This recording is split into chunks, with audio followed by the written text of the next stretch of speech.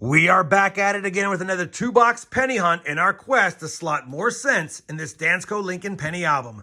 So far, we have slotted 208 of the 234 cents this book holds, and that's through 251 boxes. And in case you missed it, we also started to run concurrent with this series, the Canadian Small Cent series. We actually were able to slot 61 of the 115 cents in this book, and that's from all of the Canadian finds we have found since the 100th episode. For those wondering, this is episode number 135 now, and we're about to hunt boxes 252 and 253.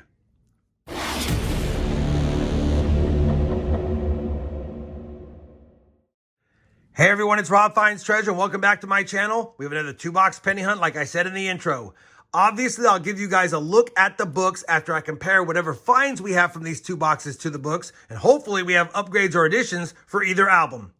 That being said, I have 2 circulated penny boxes. They're picked up during the same week, but from 2 different banks. So without further ado, let's go ahead and crack open the very first box, see if we have anything fancy. I did not see any wheat cent enders on the bottom side through the small holes, but it doesn't mean we won't have anything in the rolls or on the top side. All right, let's take a quick peek. Do not see any wheat cent enders, and I don't see as much copper as I was hoping for, but you never know what's going to be in it until you get into it. Let me go ahead and slide all these books out of the way for now. And as always, as soon as I have my first find in this first box, I'll be sure to bring you guys back in. 1 hour later. Well, I was getting nervous. We're already on roll number 20. The copper's been light, hardly any side finds.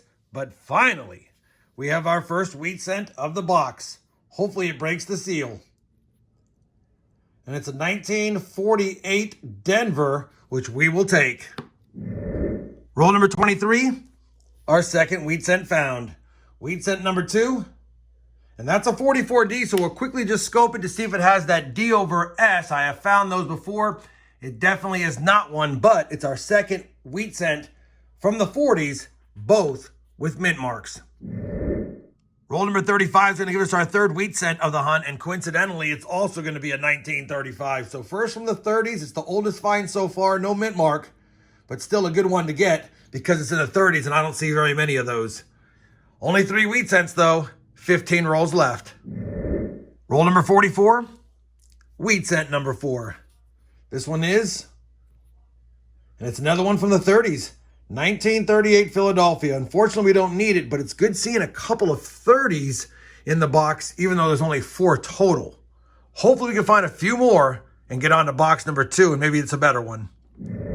Roll number 46 is going to give us our 5th wheat cent and our first from the 50s, a 1953 Denver.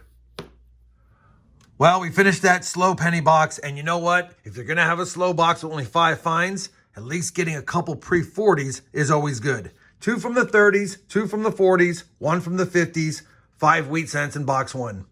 The only side finds were 5 1959s, no bright and shinies, no Canadians, no 69S's. Even the copper was light, 2 pounds on the nose. So a tough first box, but at least we have some finds on the board, and we have a second box. Let's go ahead and crack this one open. Again, it didn't look that promising from the holes in the bottom, but you never know, like I said before, until you get into the rolls, how you're going to pan out. Hopefully, I can open this one-handed. All right. Let's take a quick peek here. I do not see any wheat cent enders, and it still looks like a light amount of copper. So it could be a tough copper hunt, could be a tough wheat cent hunt, but got to hunt them to see what you get. I'll be back when I do get something in the second box. Second box is off to a faster start than the first box. Roll number 1 of it, and we have our first wheat cent. And take a look at this. It's another one of those infamous 1950 Denvers, but in the penny hunts, not in my nickel hunts. Wheat cent number 6. Same roll, roll 1, and we have a second wheat cent. It's a last year 1958 Denver, but I'll take that. That's a good start to box number 2. Roll 55 of the 100 roll hunt will give us our 8th wheat cent. It's another 1953, but this time it's a San Francisco. Roll number 73. We now have 9 wheat cents. A 1954 Denver. Roll number 74 will give us our 10th wheat cent, making 5 in each box so far. Unfortunately, it's one we've already found today, and it's another 1950 Denver.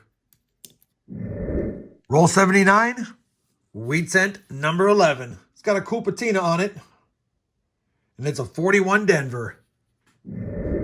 Roll 81. Our 12th wheat cent is going to be one from the 50s, a 1952 Denver. Roll number 85. Our 13th wheat cent is a 1942 Philadelphia. Roll number 90 is going to give us our 14th wheat cent, and it's definitely seen better days. Hopefully that means it's an oldie. Hopefully I can see a date on it. Definitely a wheat cent 14. It's going to be in the 50s. It's a 1957 Denver. Man, that's in rough condition for being a second to last year wheat cent. One more in this box would make 10 for it, so it'd be a good second box. But right now, 14 on the board, and we did find a Canadian as well. Well, we finished that second penny box, and unfortunately, we fell one shy of getting 10 wheat cents in it. Total of 14 on the board, 5 in box 1, 9 in box 2. And even though it was a better box as far as wheat cents, when you're not getting any from the 30s, it doesn't feel like it was much better. Either way, 14 wheat cents is not a bad hunt overall, and I'll take it. We did get one Canadian cent from 2005. Not sure we need it. We'll double check it. We ended up with 10 1959s, including a couple of decent looking ones. I just pull them aside because they're a transition year. They don't have any additional value other than the copper content in them. We had one nice shiny Lincoln Memorial cent, a 1968S in decent shape. Maybe it'll upgrade, we'll have to see. And we did score ourselves one 1969S, of course, not the DDO, but in decent shape. As far as copper is concerned, we got 4 pounds, 1 ounces of copper in the 2-box hunt. So both boxes just over 2 pounds or just at 2 pounds a piece.